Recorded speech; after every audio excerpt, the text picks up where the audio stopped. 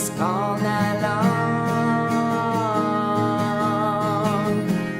Fancy helping some faces, young and old, to warm the hearts when it's snowing and it's cold. You're gonna have to find a crew, it can't be anyone. They'll have to be there by your side and do what must be done. So go, man, you know that you have it night through day. The pain you feel it to bring it on with the Archie County Band.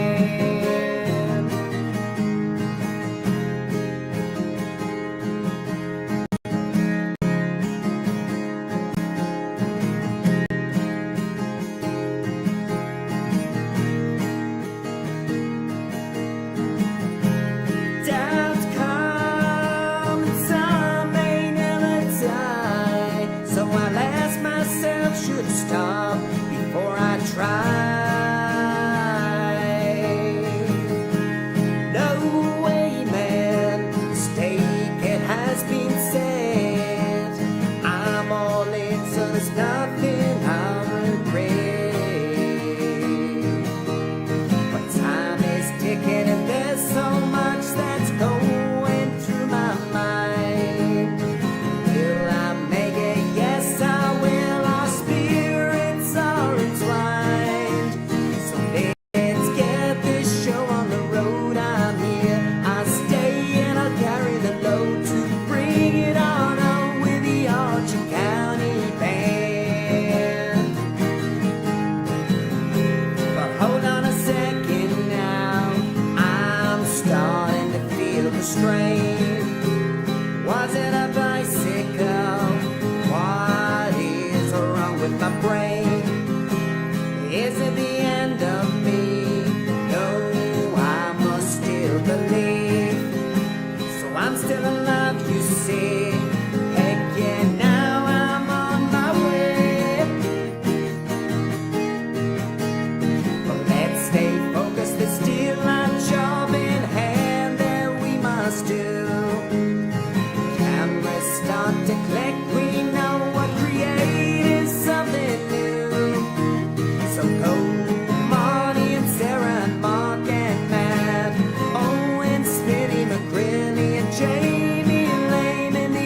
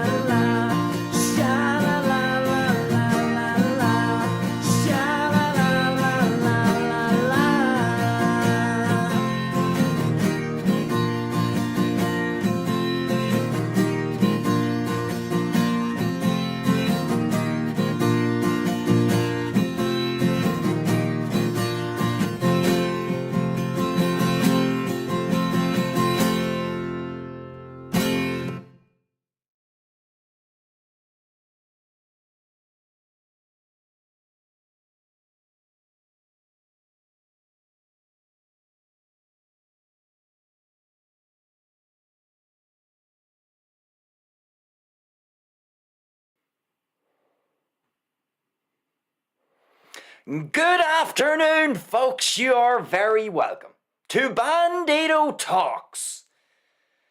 Oh, well, we've got a good show for you this afternoon. Lord Mandelson, Keir Starmer. I'm even saying his name wrong. Lord Mandelson. Poor old Pete. Not only is he in a whole bunch of trouble with Jeff, and he's got Keir into trouble, but the Bandido isn't even pronouncing his name correctly. To rub salt into the wounds of Lord Mandelson. Bad enough that he has all of this stuff happening. All of his associations with our mate Jeffrey. Is he really our mate? Old Jeff's been in the news, of course. And his files have been in the news. And Lord Mandelson, Pete. I think we'll call him Pete. What do you say? Pete and Sir Keir Starmer. Poor old Keir. I mean, what can we say? He's in a pickle, isn't he, folks?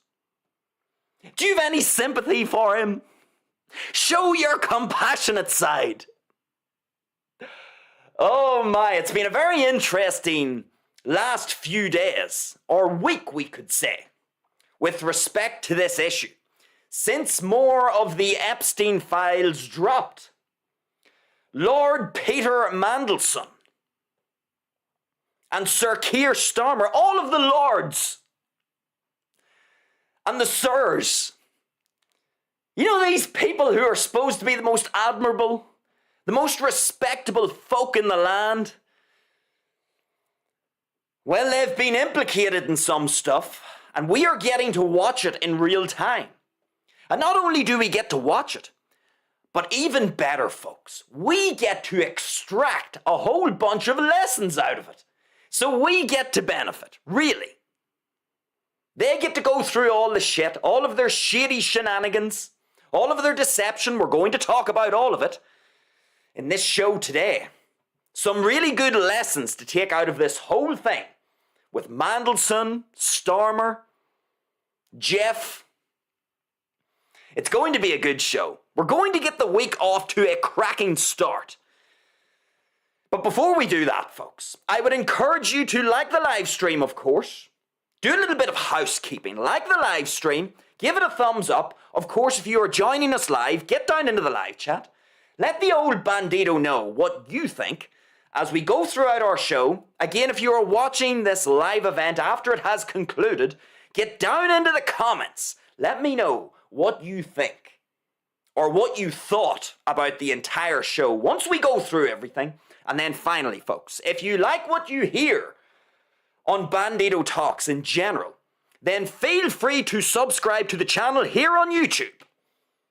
We're live every day this week from 5 p.m. I'm shifting the times around. Keep you on your toes for those of you who are watching live. But subscribe to the channel, folks, here on YouTube. We are, of course, live over on Rumble as well. Head over to Bandido Talks on Rumble. You can use the scrolling black banner below. You'll be able to direct yourself over to Rumble using that. So subscribe here on YouTube, subscribe over on Rumble, and with all of that out of the road, folks, let us get into this afternoon's show. Pete and Keir and Jeff, the three amigos. For our purposes here on the show today, we are going to be dealing with our three amigos, Pete, Keir, and Jeff. We might actually bring in a fourth amigo. There's someone else we're going to talk about as well. But what a sort of spectacle this has been. And of course, we're not just going to come on here and rant and rave and sort of regurgitate what the news is saying. Believe me, folks, there are really good lessons to be learned out of all of this. All of the pandemonium that's taking place in 10 Downing Street. With Sir Keir Lord Mandelson, who has been sacked, of course. He was sacked back in September. But these new files, this new information, has sort of put Keir on the rocks. He looks like he mightn't survive the next 48 hours. He could be turfed out. There could be a new Prime Minister in.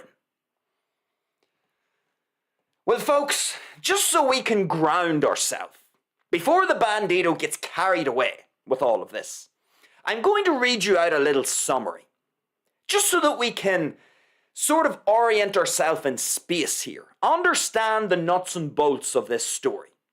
So I'm going to head over. We'll get a little AI summary. Let's see what Grok has to say. Now, let me get my screen up. I'm going to read this out to you. It's just a little summary. And then we're going to pick this apart and find the lessons, because boy are there lessons in this. It's a beautiful story. It's a beautiful circumstance, we could say, because there's so much for us to learn from all of this. So let me read out the little summary of this story, of all of this commotion at 10 Downing Street. The AI summarizes it as follows. British Prime Minister Keir Starmer remains under intense pressure as the fallout from the Jeffrey Epstein files scandal continues to threaten his leadership after just 18 months in office. The crisis escalated with the resignation of his Chief of Staff, Morgan McSweeney. This might be our fourth amigo.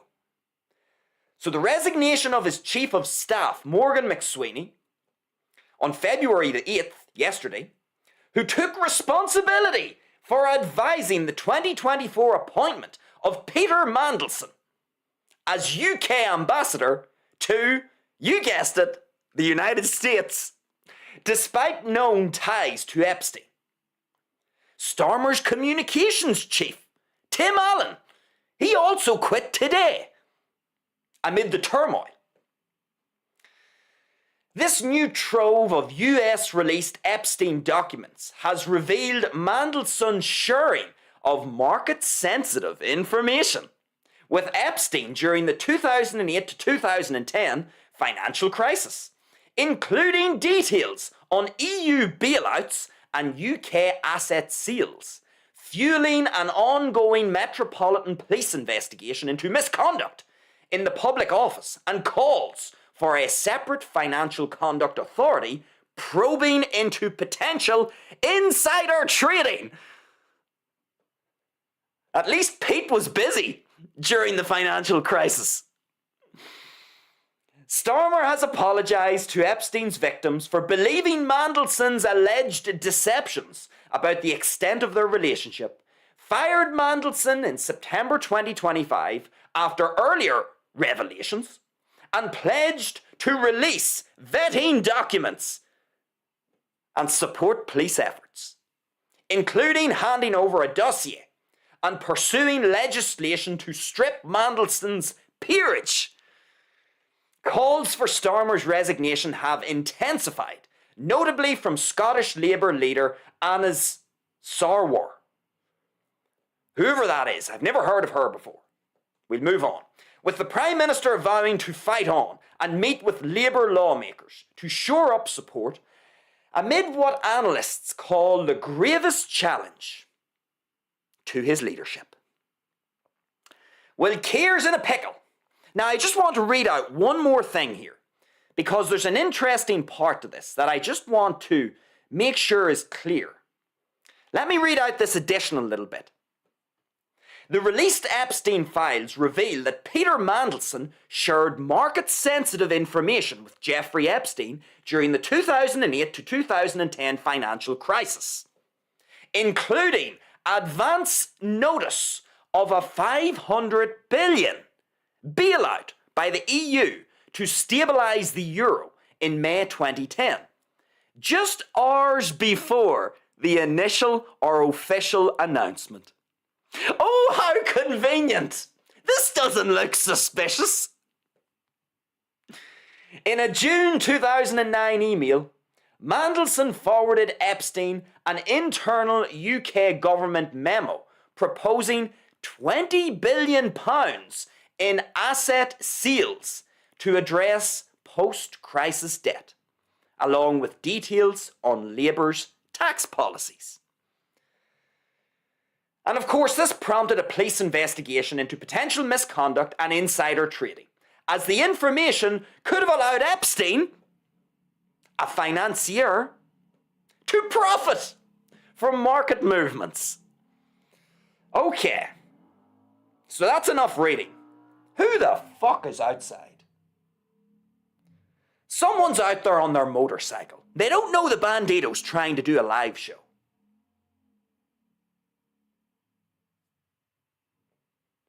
Retard.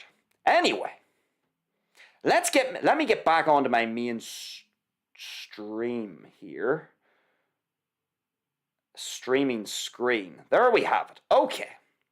So, with all of that now read out, and with our mate who's out on the motorcycle wreaking havoc, with all of that out of the road. Now, this is just, the reason why I'm reading this out is for those of you who maybe aren't familiar with all of this. At least now, you have a rough idea of what's happening here with respect to this story. Now, this is hilarious.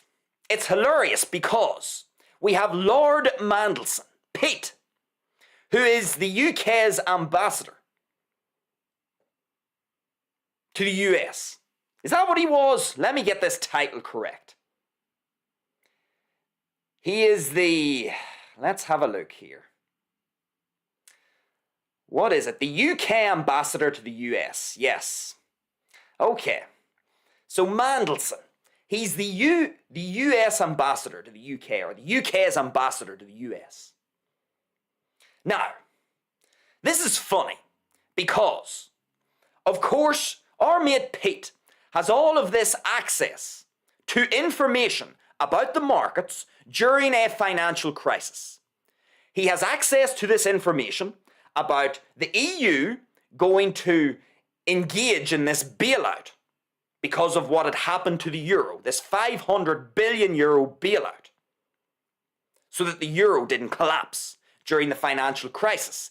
Then, of course, what else did we have? He had other information about how the UK was considering selling £20 billion worth of assets to deal with the effects of the financial crisis. Now, of course, it goes without saying, folks, when you have sensitive information like that, and certain wealthy individuals get a hold of such information, and they get tipped off about the fact that something is going to happen before the rest of the market or the general population knows, when these rich and wealthy people get tipped off like this, they're able to, you guessed it, benefit financially in a tremendous fashion. Because they've been tipped off about something that's going to happen in the market before anybody else knows about it, which allows these rich, wealthy people to get their ducks in a row and benefit before the chaos ensues. It's called insider trading. And it's a way in which rich, wealthy people, the elite, these political figures, it's a way in which they can enrich themselves. It's of course illegal. In case you didn't realize, insider trading is of course illegal because the markets are supposed to be free and open. That's right, folks. It's a free market. There's no manipulation of the markets. Everybody's honest. So it goes without saying that there are some individuals who are privy to certain pieces of information before the rest of the market and the general population becomes aware of this information. And if you have a tip-off about something that's going to happen with the markets, then you can get your ducks in a row, you can make some strategic moves to ensure that you benefit tremendously. It's insider trading, it's illegal, it's not supposed to happen. because it allows people to unfairly get a head start, to get a jump on everyone else. So everyone else is left holding the bag of shite, while this very small group of people, rich, wealthy elites, they are holding the pot of gold, while everybody else holds a bag of shite. So that's what Pete was up to. Pete had all of this very market-sensitive information. And of course, he's the UK's ambassador to the US. And he tells Jeffrey about it. And you know, is it unrealistic of us to speculate and say the people that Jeffrey knows, the circles that Jeffrey swims in, is it possible that Jeffrey may have relayed this information, courtesy of Lord Mandelson, to his people?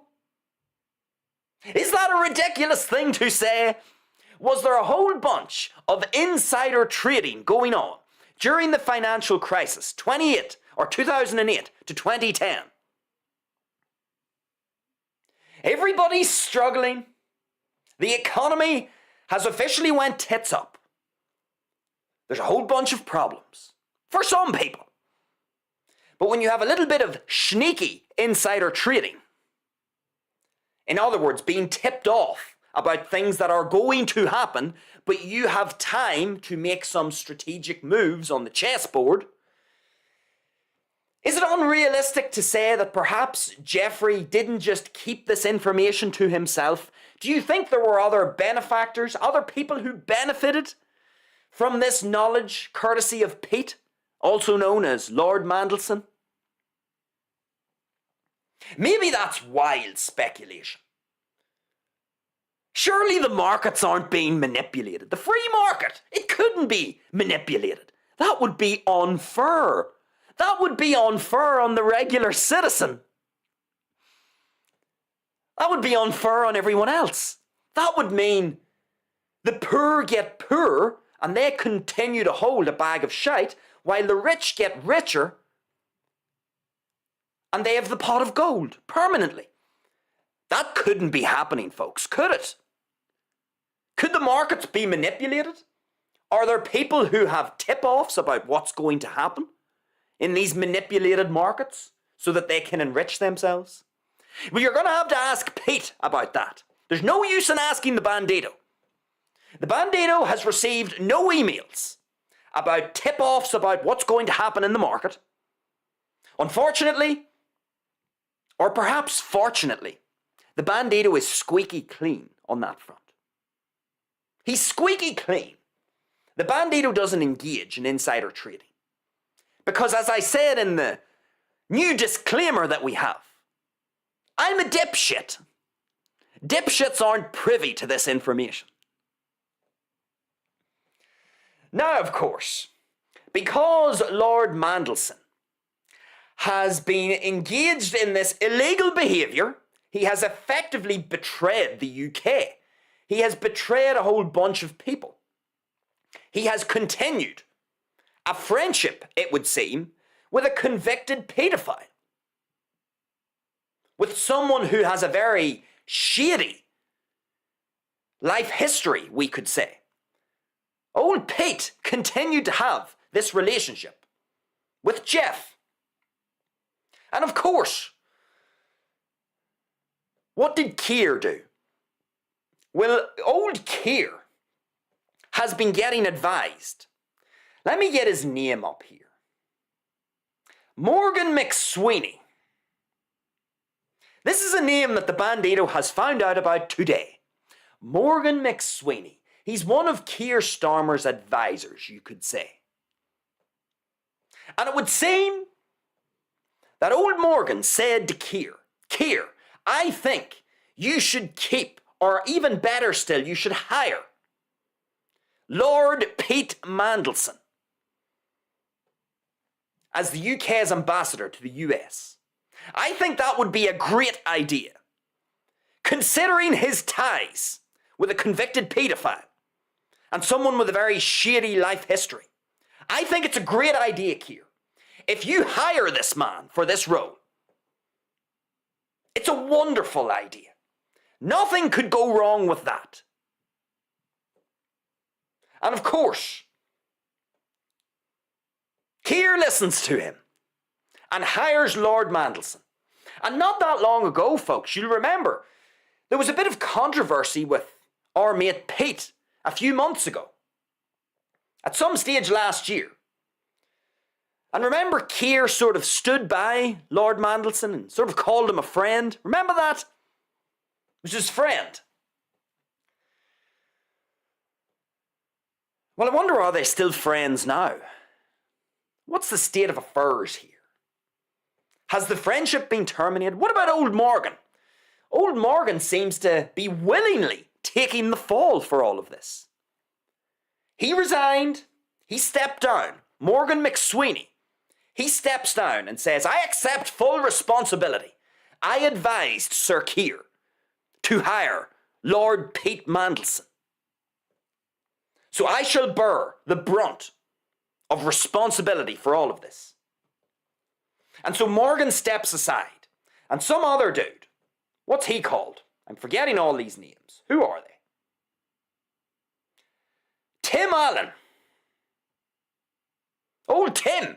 He stepped aside as well. He was the communications guy. There's a bit of an irony in that, isn't there? He's the communications guy.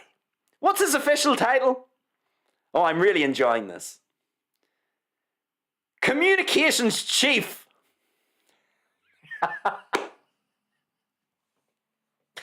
Old Tim, he's the communications chief for Sir Keir.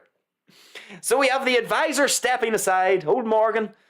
Then we have Tim, who's supposed to be in charge of communication. In other words, making sure that everybody understands everything.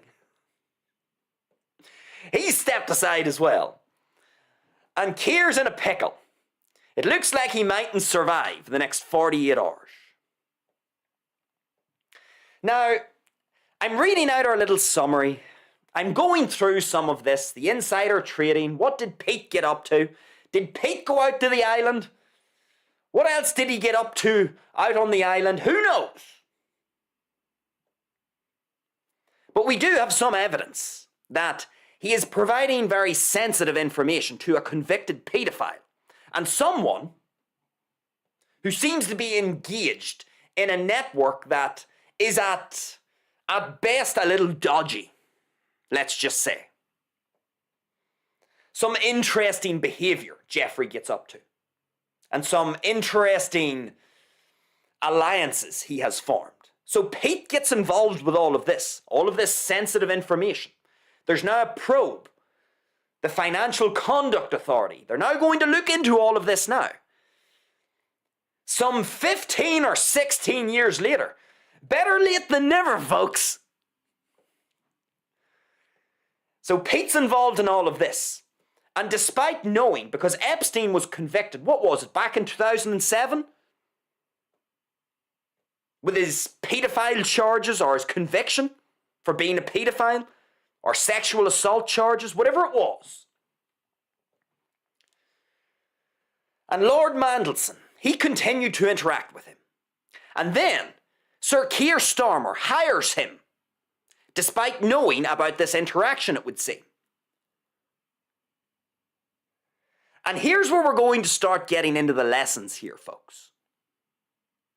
We have Morgan McSweeney, this advisor to Keir Starmer, advised him to hire Lord Pete Mandelson. Keir goes ahead and takes the decision to hire him, despite knowing the track record that Pete has with Jeff. And then Tim Allen, the communications chief. He's supposed to make sure everything's crystal clear, I would assume. There's no crossed wires. That's what I would think a communications chief would be involved in doing. Making sure that everybody that Sir Keir is involved with, there aren't any crossed wires. The airways are clear. And of course, it's all blown up. And isn't this funny, folks? Because on the show, we talk about how there's a time and place for honesty and there's a time and place for deception. Now, of course, you get a whole bunch of people who will say, no, you should be 100% honest all of the time. You should be Mother Teresa. You should be Honest Joe. You should never lie. And of course, these people who try to convince us that deception is the greatest sin of all, these people, of course, are hypocrites because they lie all the time as well. And so it's very important for us to realize, folks, that there's a time and place for honesty and a time and place for deception. Now, if you are a medical doctor and you've got someone's CT or MRI scan in front of you and all their blood work, and you can see there are a whole bunch of abnormalities on the blood work and in the CT and MRI scans, and it looks like this person has cancer, that's a good time to be honest. That's a good time to be 100% honest. If you are a medical doctor and you have information that looks like it is strong evidence of cancer, and you've got a patient in front of you, you want to be honest with the patient. It doesn't mean you are cruel. It doesn't mean that you're a piece of shit in terms of your packaging and delivery of the information. But you do want to be honest with them. You want to say, there are abnormalities here, here, and here. In your scans and on the report, there are abnormalities here, here, and here. This suggests that there might be cancer. We might need to run more tests, but it looks pretty conclusive. You would want to be honest in a circumstance like that. Of course you want to be tactful. You want to have an excellent bedside manner. You want to be supportive to the patient because that's big news for any patient to hear. But you would want to be honest. You wouldn't want to be deceptive in a circumstance like that. You would want a medical doctor to honestly tell you what it is that he or she is reading or seeing on a report or on a scan. Because that's extremely important information, because it's going to guide behavior in the future, treatment decisions, or lack of treatment if it's not necessary. So that's an instance where being honest, being 100% honest, is an extremely good idea. Both from the perspective of the medical doctor, because they could get sued if they are not honest, and also from the perspective of the patient. The patient wants to know all the information. They want to have it all on the table so that they can make an informed decision. So that's an instance where you want to be honest. We could easily argue 100% honesty is extremely important. Now, let's imagine another circumstance. Let's imagine you have a big gold block in your house, and 5 masked men break into your house with guns and crossbows. And let's say that these 5 masked men have been tipped off and they know that you have a gold block in your house. And let's say these 5 masked men threaten you and say, if you don't direct us to where your gold block is situated in this house, we're going to not just blow your bollocks off, but we're going to put a crossbow through your head. Now, in other words, your life is at risk. You're in danger. Now, if you have 5 masked men with guns and crossbows leaning over the top of you, threatening to kill you, the cost of being caught in the act of deception would be far too high. It would be far too risky to try and deceive these people because nobody knows that you are now in a pickle. These 5 individuals have the upper hand against you. You've been caught unprepared. Nobody knows that you're being held at gunpoint and at the point of a spear or of an arrow, let's say, with these crossbows. So you're in a pickle. And the cost of you being caught being deceptive is far too high. If you tried to lie and make it out as if the bar of gold is not in the house or it's somewhere else in the house other than the location that you've originally stated, and you get caught lying, well, now you're going to get your bollocks blown off and a crossbow or an arrow through the head. In other words, that would be an occasion, let's just say, also, where honesty might actually be the best policy. So I'm giving you a couple of situations here. We're going to come on to deception in a second. But let's just take those two scenarios. We could argue that honesty is a good idea because the risk or the cost associated with the deception is so high that it's not worth it. If you need critical medical information, you need all of that information. So from the doctor's perspective, that's a good time to be honest. And again, if someone's broken into your house and nobody knows that you're in a sticky spot here, it's just better to tell them, here's the bar of gold, get out of the house. Take the bar of gold. Be honest, just tell them where it is and then allow them to get away, get out of your life and ensure that you don't get a bullet in the head or a cross or an arrow in the head.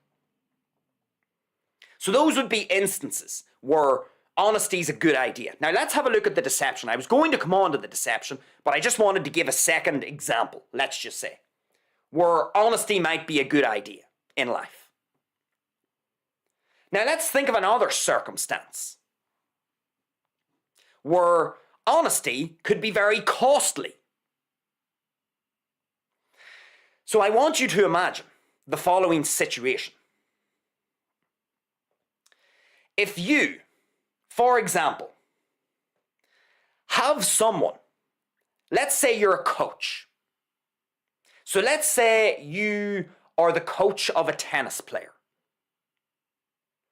So you are a coach, and this tennis player who you are coaching, they are about to go out and play a Grand Slam final at Wimbledon. So they are about to go out and play a Grand Slam final at Wimbledon. Now let's imagine that you as the coach, you've been analysing the playing style of your player, you're looking at all of the statistics, you know what they are good at and what they are not good at. Just before your player, let's imagine you're in the locker room and your player is getting ready, getting in the zone to go out onto court, to play in this Wimbledon final. You as the coach, you're going to want to do whatever is necessary so that your player can essentially extract the best out of themselves on the court. And so let's imagine that you've been looking at the statistics for your player when it comes to how many points they've won up at the net. So how good they have been throughout the tournament at volleying. Okay? So let's imagine you know what their stats are. And let's say you are aware that they have a really shit winning percentage when they come to the net. So let's imagine they have a 14% winning point percentage whenever they come to the net. So here you have your player, you're in the locker room, and he's getting ready, he or she is getting ready for their big Wimbledon final. But you as the coach, you know that they have an abysmal record up at the net when it comes to finishing off the point with a volley. They only have a 14% winning record whenever they go up to the net to finish the point with a volley. Let's say you know this as the coach. Are you going to tell your player right before they go out onto the court for their Wimbledon final, are you going to be 100% honest and say, oh, by the way, Fanula, by the way, you have horrendous statistics when it comes to you putting the ball away up at net. Your statistics are only a 14% winning record when it comes to you finishing a point up at net. In fact, 86% of the time that you go up to the net, Fanula, you don't win the point. And so your volleying throughout this tournament has been shit. You're a shit volleyer, and your statistics show that it's actually really bad.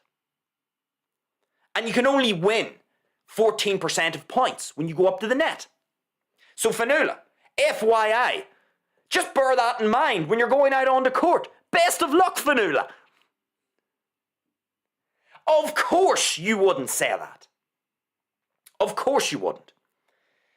That is a moment to perhaps exaggerate, to maybe tell a little lie, to be deceptive. If Fionnuala comes to you and says, "Oh, I'm feeling a wee bit nervous about my net game today," if you're a coach and you're worth your salt, you will acknowledge that yes, the honest truth is, yes, you've a 14% winning record up at the net. You're terrible up at net. That would be the honest thing to say.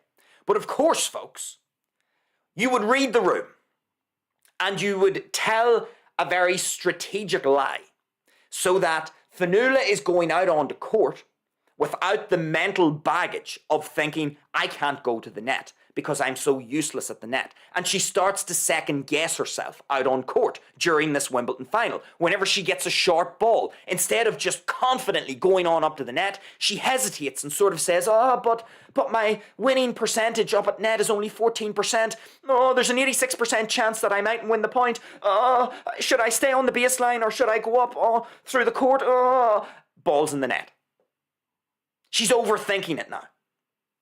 So of course the right thing to do as a coach would be to be strategically deceptive.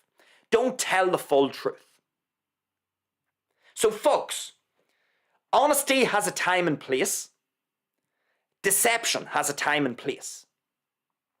And what we are seeing here with Pete, Keir and Jeff is you are seeing people who have been caught lying. They've been caught in the act of deception. Now, there's a really important lesson here. Because, let me tell you something interesting. I've said there that there's a time and place for honesty, and there's a time and place for deception. This is true. Anyone who goes about their life being 100% honest is a dipshit. Because that means they are not reading the room. They are not reading circumstances, and they are going to essentially put their foot in shit over and over again. They are going to put themselves in disadvantageous circumstances by being so ridiculously honest when the circumstances don't call for it. It's the same with deception. It's not that one is superior to the other. The thing here is, there's a time and place for both. But there's something really important for us to learn here. Sometimes when we are deceptive, we get caught. Now, maybe our intentions were good, maybe our intentions were not good. But we've all been in situations, folks, where we have been caught lying. We've been caught being deceptive. It can happen, even if our intentions are good. Now, what we don't want to do, folks, the first thing that we don't want to do is to be 100% honest all of the time or to be 100% deceptive all of the time. That's the first lesson that we want to take away from this. There's a time and place for honesty and deception. We've covered that through a couple of examples here. But here's another lesson that we want to take away from this, folks. From this whole debacle at 10 Downing Street. Because look at what we are seeing here. Keir Starmer is throwing people under the bus. He's throwing Mandelson under the bus. He was apparently his friend not that long ago. Now he's getting thrown under the bus. He's making excuses for his mistake. Keir Starmer hired Peter Mandelson. Tim Allen, the communications chief, didn't do his homework. Morgan McSweeney didn't do his homework. Maybe they did do their homework and they've just been caught in the deceptive act. Maybe they didn't do their homework. But the point is, the buck stops with Keir Starmer. He could have said, no, I do not want to hire Peter Mandelson. But he did. And it's now come to light that that was not a good decision. It goes without saying. In other words, Keir Starmer, Morgan McSweeney, Tim Allen, all of them. The advisors, the communication chiefs, the Prime Minister, they've all been caught lying. And it goes without saying, Pete has been caught lying as well about the nature of his relationship with Jeffrey Epstein and the sensitive information with regards to markets and insider trading that could perhaps have taken place as a result of this sensitive information being shared with Jeff. All of these people have been caught lying. And so, folks, we have to be honest here for ourselves. And this is why there's such a good lesson in this. Being 100% honest or 100% deceptive is a foolish strategy. You need to read the circumstance. Honesty or deception, and the degree to which you engage in both, is circumstantial. It depends on the circumstances. How honest you're going to be, how deceptive you're going to be. But here's the thing, folks. All of us, myself included, we all want to be admired and respected in this life. There will be, of course, anomalies, retards, idiots, who genuinely, whatever way their nervous system is put together, they have some quirk in their psychology whereby they don't have normal human social interaction patterns and goals. You will get anomalies. That's true. But most people, folks, in this life, they want to be admired and respected. I am no different and you are no different. In other words, we all care what people think. And anybody who says that they don't care what other people think is a liar. They are being deceptive. And anyone who tells you that you need to be 100% honest all the time, that is coming from a liar, from a deceptive person. Because if you are 100% honest all of the time, you are easier to exploit. You will continue to put your foot in shit over and over and over. And so it's easier for other deceptive people to extract from you information from you and other things, financial resources from you, if you are 100% honest all of the time. So people who are telling you to be 100% honest, they are liars, and they are looking to put you in a more exploitable position. In other words, in more disadvantageous circumstances. Don't buy that crap. Honesty and deception is circumstantial. You need to read the room. You need to read the circumstance. But we also have to be honest, folks, that we all want to be admired and respected as well. Most of us. Yes, there will be anomalies who don't give a shit because of the way their brain is wired. They are weirdos. Forget about them. Most people on the planet want to be admired and respected. Now, why am I saying this? I'm saying this because if we buy into the notion that you neither want to be 100% honest all of the time or 100% deceptive all of the time, if we buy into that notion that honesty, the blend of honesty and deception is circumstantial, then that means there will be moments in our lives, folks, where life calls upon us to be deceptive. For some reason, there's some set of circumstances whereby not telling the full truth and omitting certain details, which is deception by definition or default, there will be certain circumstances in life where being deceptive is the right move. Maybe not 100% deceptive, but certainly bringing a little bit of deception into your strategy will be a good move, both for you and perhaps for someone else as well.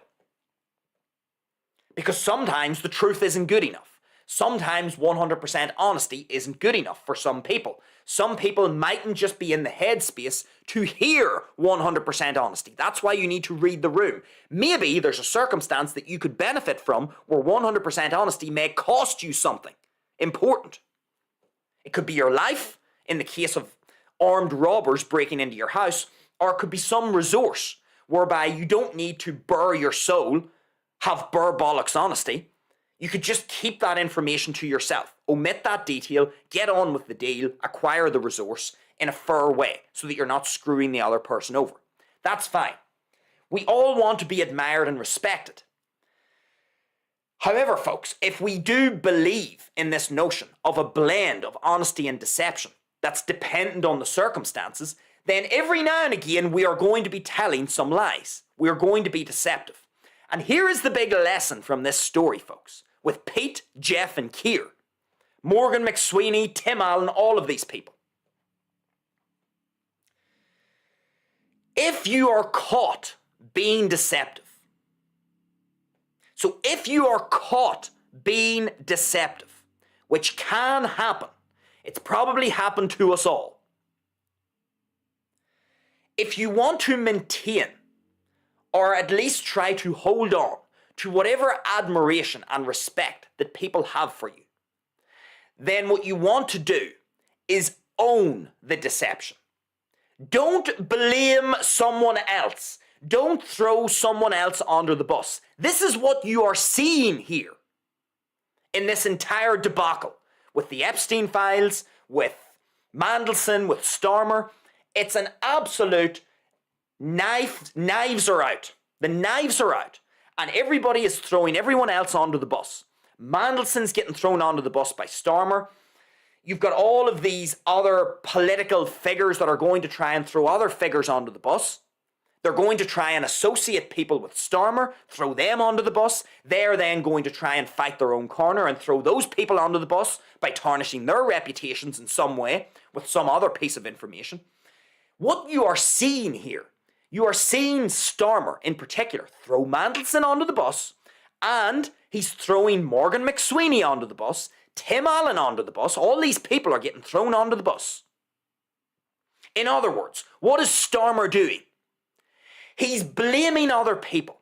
He's trying to make it out as if, oh, well, I was poorly advised, and, oh, Pete Mandelson, he was deceptive towards me. He was deceptive about his friendship with Jeffrey. He's trying to offload the blame and the responsibility for decisions that he has taken. And what does this do, folks? This makes him look even worse in the eyes of the public. Even worse. Now, maybe Keir Starmer is in a bind. Maybe he has no option but to go and walk this path now. Maybe he has paymasters and other people who have him in a bind. Who knows? I don't know anything. That's a possibility. Maybe what you're seeing here with Keir Starmer is he is being forced into taking these actions. He has no option. But we can learn from this, folks. And what we can learn is, the broad lesson here is that when we are caught in the act of deception, because it can happen, and maybe, as I've said, you've been deceptive for a good reason. There's an honourable reason. Like, for example, with the coach and their player. Excuse me. Or there could be some other circumstance in life where you've been deliberately dishonest or you've omitted details. I did it with my own father when he had cancer. I didn't always just give my father the burr bollocks honest assessment. I wanted to make sure that his spirits were being kept high. I wanted to make sure that we were able to, let's just say at certain times, put a spin on the information so that psychologically he still felt like he was in the game. There was strategic omission of certain details. Not that he was poorly informed, not at all, but it's more the way in which we were delivering the information. We would maybe hone in on certain aspects more than others. Because, of course, the medical folk were giving him the worst case scenario all the time. So why do we need to just pile on and continue to hammer the man into the ground? No, we can be strategically deceptive, omit certain things. We don't need to regurgitate the same medical line that's coming from oncologists. So there will be circumstances, like the circumstance with my own father, and maybe another circumstance with you, where there's strategic deception, and it's actually useful. Sometimes we can get caught, though, when we are deceptive. And the big, broad lesson here, folks, is if you are caught being deceptive, what you do not want to do, if you want to maintain or try and hold on to whatever respect and admiration may be still in the equation for you, own it. Own it. Just say, look, I was deceptive for this reason. I was wrong to do it on reflection, but here is the reason why I was deceptive. From my perspective in that moment, I thought it was the right thing to do. It turns out with hindsight that it was not the right thing to do, and I should not have done that. I own full responsibility for being deceptive. There's nobody else to blame. That one's on me. And I'll make sure going forward that I am able to better understand and read circumstances. Now, the people who are listening to that on the other end may still be pissed off at you. They may be pissed off at what you've done, for the deception that you've engaged with. But if you just own it, and you sort of candidly, with honesty, in a sense, explain why you did it. Don't try to blame someone else. That's what Starmer's doing here. And folks, we can all see it. It leaves a bad taste in the mouth. It doesn't look good. Whatever very little respect the public has for Keir Starmer, they have even less now, because they're just watching him and all of his political colleagues stab each other in the back. There's no admiration or respect to be garnered from people throwing other people onto the bus or stabbing them in the back. People would have a lot more respect for Keir Starmer if he just came out and said, look, I made a mistake. This was my mistake. There's nobody else to blame.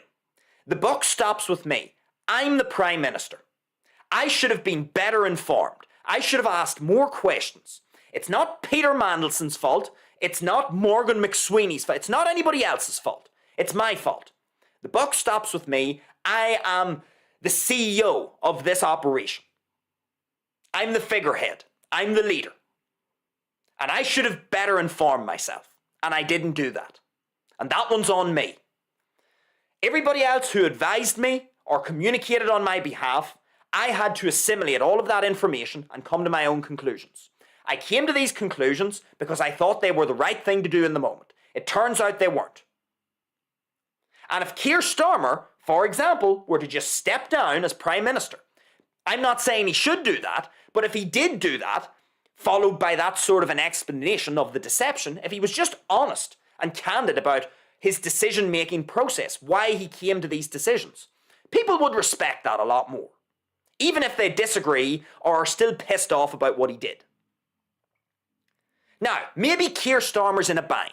Maybe all of these political figures are in some sort of a sticky pickle. Maybe some other paymaster or person who is above them in the hierarchy has leverage on them. They have blackmail on them. And maybe they just have to do what they're going to do now because they have no option. Maybe their life is under threat. Maybe their family's existence is under threat. Maybe they just have to continue and toe this line of thinking. Maybe that's what they have to do. But for us, folks, the broad lesson is, if you're caught in the act of deception, which can happen, because sometimes you may be deceptive for a reason that you thought was honourable or that made sense to you at the time. And if you are caught in the act, that's fine. We all make mistakes, folks. We can only do the best we can in any given moment with the information that we have at our disposal. Sometimes we will tell lies or porky pies because we think it's the best thing. We've tried to read the room as best as we could, and we've told a lie or been strategically deceptive. And oh well, it's blown up in our face. Sometimes this happens in life, folks. The best thing you can do in a set of circumstances like that is not to do what you're seeing Keir Starmer do, which is throw people onto the bus, offload responsibility, pretend that he was deceived, blame Mandelson, blame the advisor, blame the communications chief, get these people to step down to save your own arse. Don't do that. Own it.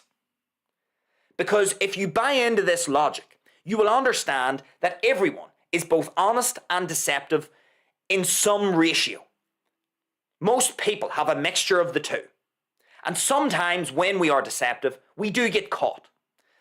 If we want to try and hold on to the respect and admiration that other people have for us, because we all want to be respected and admired, then the best thing you can do is own it.